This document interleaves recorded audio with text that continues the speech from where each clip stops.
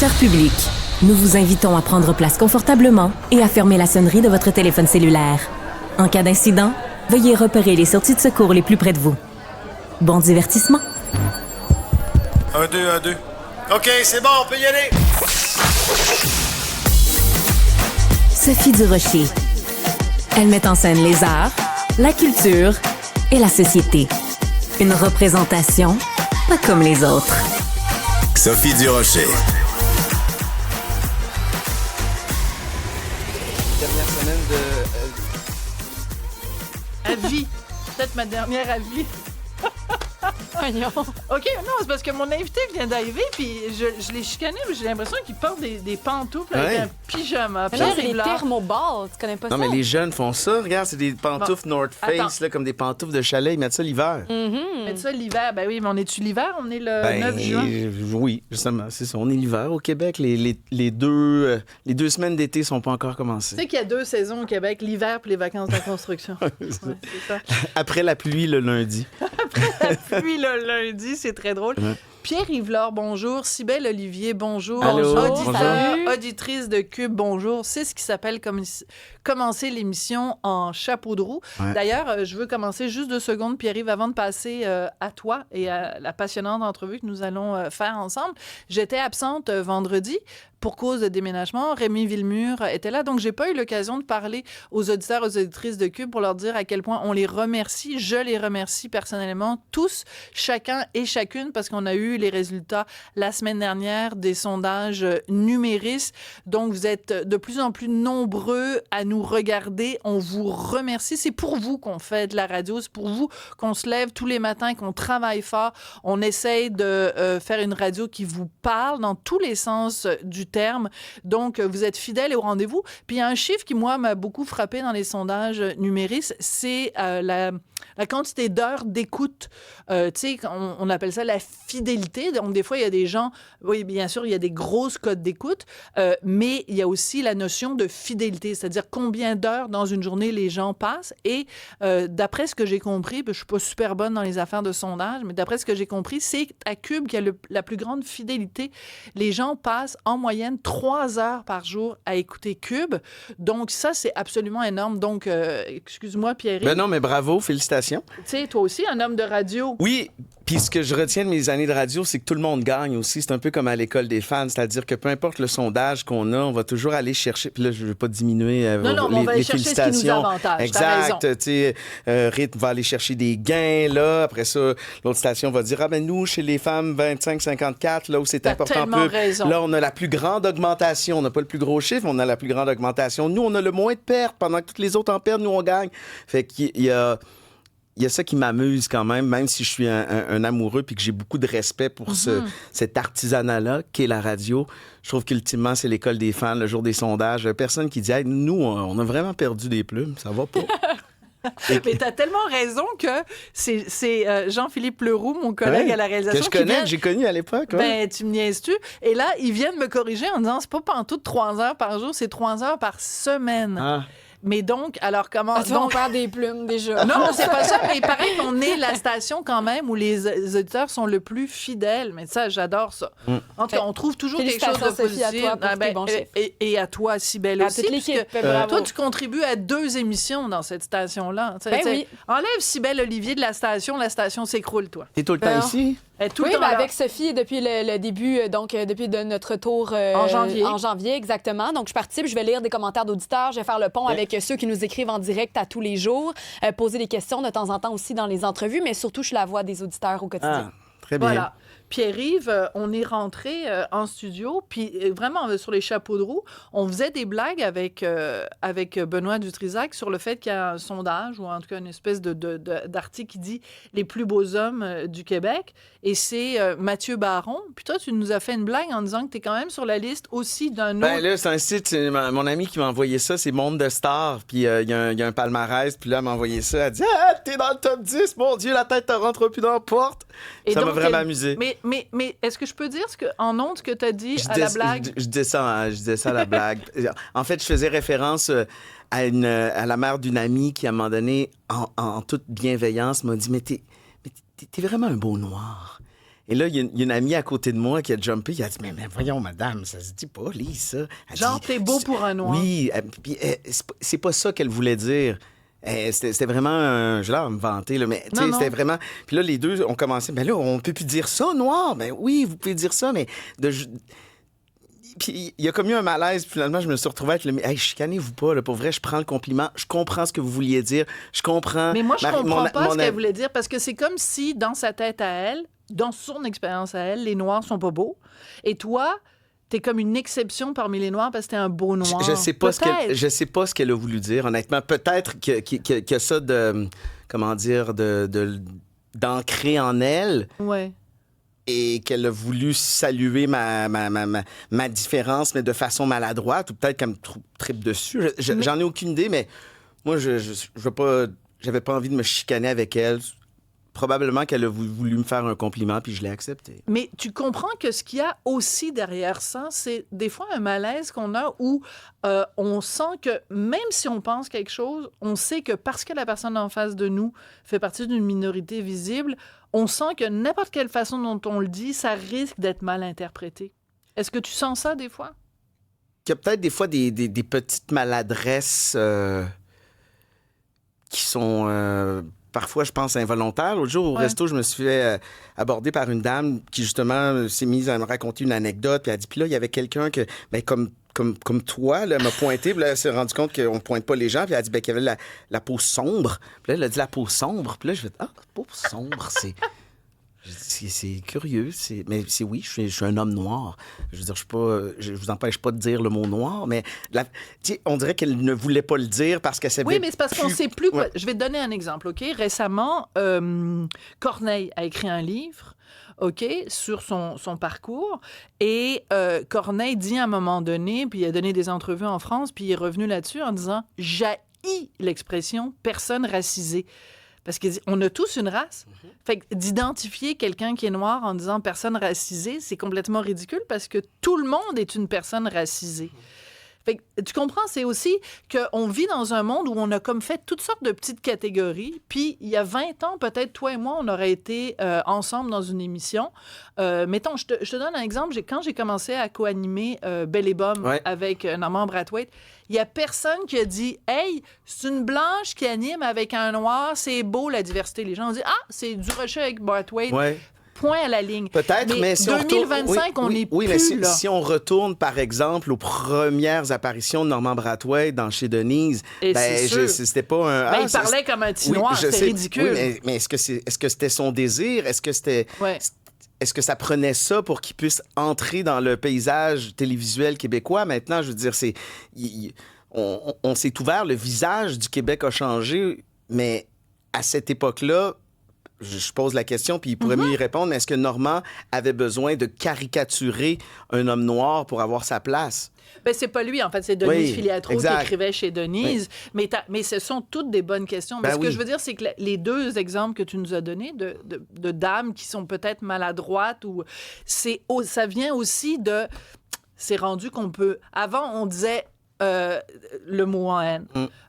Certaines personnes disaient le mot en haine. Après, on a dit... Ah oui, mais là maintenant, l'expression à la mode, c'est « personne racisée ». Tu comprends? Je comprends qu'il y a quelqu'un qui a, mettons, 70 ans, il est perdu, qui dit « Coudon, je ne sais plus ». Fait que là, ça donne quelqu'un qui dit « Toi, Pierre-Yves, tu as la peau sombre. » Tu sais, c'est nono, la peau sombre, mais on ne sait plus comment le dire. Mais en même temps, je pense qu'on avance. Certaines fois, on recule. Des fois, on pense qu'on avance et on rentre dans le mur avec beaucoup de vélocité sur certains sujets. Mais... entre me faire dire de façon cute, hey, toi, t'as la peau sombre, que, hey, mon petit nec, je préfère, et de loin, t'as la peau sombre. C'est sûr. Et tant mieux si maintenant, on a des animateurs, des comédiens, des politiciens, des animatrices, des autrices, des gens qui font partie de ce qu'on est, qui ont une autre ethnicité, qui n'est pas soulignée. C'est-à-dire qu'ils sont là parce qu'ils sont là. J'ose croire que, oui, avec la diversité, il a fallu encadrer puis peut-être vouloir réparer le passé avec des quotas, avec des lois, agrandir le cercle pour les nouvelles générations. Puis j'ai bon espoir qu'à un moment donné, il y a un équilibre naturel qui va se faire. Qui va faire en sorte qu'on n'aura même plus cette discussion. Puis qu'on n'ait plus besoin, mais moi, quelqu'un qui me dit « Hey, là, les quotas, les affaires, c'est assez, c'est rendu qu'on voit même plus de blanc à TV. » Non, t'as peu, là. On va reculer dans le temps un peu. Il y a eu du déséquilibre, puis on essaie de réparer le passé. Et puis, ça cause... Oui, il y a eu de la... Tu sais, il y a eu de la diversité. Comment dire, je cherche juste le thème, mais c'est sûr que la discrimination positive. Exact. Ça a causé des débalancements à certains endroits, mais ultimement, je pense qu'il fallait donner un coup de barre en tant que société pour rééquilibrer une diversité qui n'était pas représentée. T'étais pas là, d'accord. Je suis d'accord avec toi, mettons à 99%. Parfait. Je demandais rien que 60%. Fait qu'on est correct. Bon, écoute, c'est bon, j'en donne plus que le client demande. Mais il y a aussi, dans le milieu culturel en ce moment, plein de programmes, de subventions, de bourses réservées aux Noirs. C'est quoi? C'est l'école de l'humour ou c'était quoi récemment? Là, j'écris un texte là-dessus. Vanessa Destinée a participé à ça.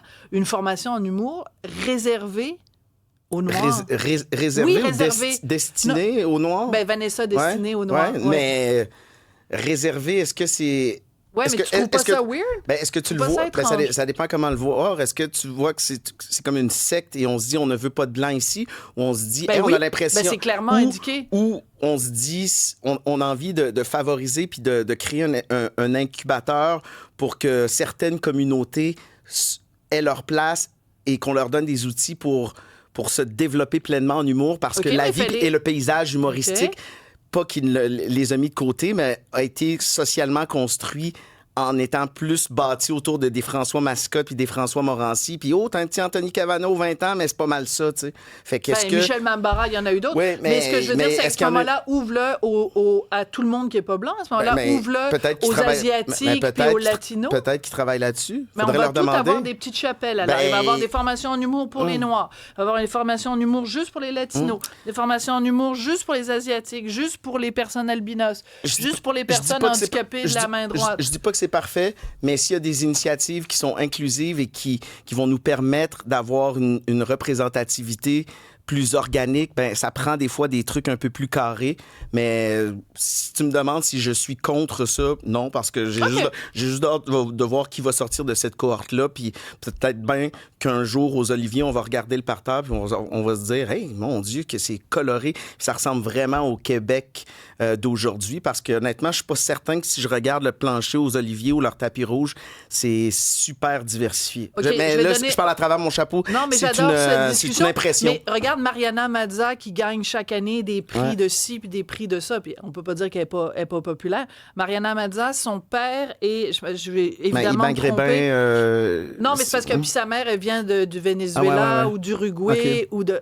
Je veux dire, y a-tu quelqu'un qui s'assoit devant Mariana Mazza en disant « Je suis en ce moment en train d'assister au spectacle d'une humoriste issue de la diversité. Que c'est beau à voir. » Mais tu ris parce que c'est drôle, Mariana Mazza? La diversité, c'est pas juste la couleur de peau aussi. Non, c'est parce que tu disais que quand tu regardes le parterre dans un show d'humour, que c'est très blanc. OK, mais je peux pas dire... Mais Mariana Mazza, c'est pas... oui, mais... Comment dire? OK, il y a peu de femmes représentées sur les gros conseils d'administration puis qui ont des grosses jobs dans les sociétés d'État. Ah, mais là, Sophie a dirigé Hydro-Québec, donc c'est réglé. Non, c'est pas ça que je dis. Là, tu caricatures un peu ce que je dis. C'est un peu ça. C'est dire, non, mais tu vois, il y en a des femmes issues de la diversité. Check Mariana. Je dis, oui, il y en a des femmes PDG Société d'État. C'est pas juste une Mariana. Mariana est comme... Vraiment, elle gagne des prix. Oui. Tu sais, c'est comme... elle est parmi les plus populaires au Québec. Sophie a dirigé Hydro-Québec.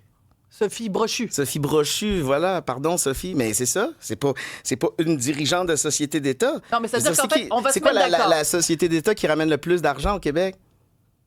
Ben, c'est sûrement ça. C'est ça. Bon, mais il n'y a pas de problème de déséquilibre puis de représentation des femmes dans les conseils d'administration puis dans les sociétés d'État. Sophie Brochu était là. Non, mais c'est pas ça que je dis. Ça fait ça. Non, regarde, on va se mettre d'accord sur un truc. Moi, je suis pour le fait que si quelqu'un veut faire quelque chose dans la vie, que la société québécoise ne lui mette aucun bâton dans les roues. Penses-tu qu'il y a eu... ait aucune discrimination? Puis là, il faudrait lui demander, mais est-ce que tu penses que dans les orientations du conseil d'administration d'Hydro-Québec, on s'est déjà dit, à un moment donné, ça serait le fun, peut-être que ça soit pas Mario Beaulieu ou un homme... penses-tu que ça s'est déjà dit? Est-ce que, puis là, je ne sais pas, mais penses-tu que Sophie Brochu, dans son parcours, a déjà profité d'une certaine forme de discrimination positive, malgré qu'elle soit de grand talent? Elle arrivait de chez Gaz Métro, je pense, ou Énergir. Tu me parles de Sophie Brochu, mais honnêtement, je ne connais pas son CV par cœur. Mais peut-être. Est-ce que là, on pourrait décortiquer et dire, ouais, mais là, t'as peu, là, c'est parce qu'on a tassé des hommes de talent pour permettre à des femmes d'accéder à des grands... Non, c'est pas ça que je dis. Par contre, ce que je dis, c'est que moi, je veux vivre dans une société où, quand quelqu'un veut faire quelque chose, on ne lui met aucun bâton dans les roues. Parce que quand tu dis qu'il faut représenter ce à quoi le Québec ressemble, il y a une raison aussi. Les femmes, dans beaucoup de cas, il y a plein de femmes qui choisissent à un moment donné de leur carrière de faire des enfants, de travailler moins, elles veulent pas faire veulent travailler à temps partiel, veulent pas travailler, tu comprends? Il y a toutes sortes de trucs. Je regarde par exemple en médecine. Maintenant, il y a plus de 50% des femmes qui sont en médecine, mais il y a aussi plein de femmes en médecine qui veulent pas travailler le soir, qui veulent pas travailler la fin de semaine. Tu comprends? Fait qu'après ça, quand on dit « Ouais, mais comment se fait qu'il y a pas plus de femmes dans les hauts postes de direction? » Il faut aussi se demander pourquoi. Est-ce que c'est elles-mêmes qui s'excluent? Est-ce que c'est la société qui les exclut? Moi, ce que je dis, c'est ne les excluons pas. Ou juste intuitivement, on a toujours été habitués de nommer des hommes dans ces grands postes-là au Québec, historiquement, puis, je veux dire, socialement, anthropologiquement. Oui, mais tu viendras pas me dire que historiquement, on a toujours, dans le milieu culturel québécois, tassé les membres les gens qui sont... Mais c'est pas une question de tasser, c'est une question de... Tu sais ce que je veux dire. Non, je ne sais pas ce que tu veux dire. OK, penses-tu qu'à Cube, chez Québécois, ils se sont dit « Hey, parfait, on monte la programmation de Cube, il y a que des boys. » C'est sûr qu'il y a quelqu'un qui va se lever à un moment donné qui va faire taper. On va avoir une certaine forme de diversité. Je pense pas qu'Isabelle Maréchal et moi, on est là juste parce qu'on est des femmes. Non, c'est pas ça que je dis, mais pour que ce soit représentatif, je pense pas que les dirigeants seraient à l'aise de nos jours d'offrir une programmation 100% blanche, masculine à Cube. Fait que est-ce que c'est un raccourci de dire, donc, il y a eu des postes, il y a un pourcentage de la grille qui est réservé à des femmes? Fait que là, est-ce que je prends un autre raccourci puis dire, ça veut dire que cette décision-là a privé des hommes d'opportunités? Parce qu'il y a des sièges occupés par des femmes, vous êtes excellentes. Non, mais dans la société, il y a 50 de femmes, 50 d'hommes. Donc, ce que tu dis, c'est que si on veut, mettons, avoir une parité ou une représentativité, appliquons ça de façon à la composition ethnique de la province du Québec. Donc, ça veut dire, on dit, il y a 10 des Québécois qui sont noirs, donc dans une programmation, il faudrait 10 de noirs. On est loin mais moi, il faut qu'il y ait comme une petite rétroaction. Faut... Ah, tu comprends. Ça finit jamais avec toi. Tu m'épuises.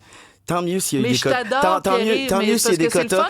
Tant mieux si on a des quotas. Puis tant mieux si on agrandit la place pour les générations qui s'en viennent. Moi, je suis vieux, je suis déjà fini. Mais j'espère qu'il y en a des petits Asiatiques, des petits Indiens, des petits Maghrébins, des petits Noirs, des petites Noires qui vont arriver dans un Québec qui ne seront pas gênés de rentrer sur des plateaux, dans des compagnies de production, puis d'entrer dans notre espace médiatique, qui vont amener leur bagage, pas seulement leur couleur de peau, mais qui vont amener des saveurs, des façons de penser mais le qui Québec viennent d'ailleurs. Est comme ça depuis non, mais il n'est pas 1970, t'étais pas né en 1970, journaux. On accueillait des gens, des good people. Le Québec a toujours eu cette tradition-là. Mais il n'y a jamais... Mais fais pas passer le Québec pour des gens fermés. J'ai jamais dit ça. J'ai pas dit ça. Je dis juste qu'il fut un temps où le Québec était peut-être pas représentatif de ce qu'il est et avec des mesures drastiques et castrantes pour certains, ça commence à se rééquilibrer. Merci Sophie. Prochain bloc.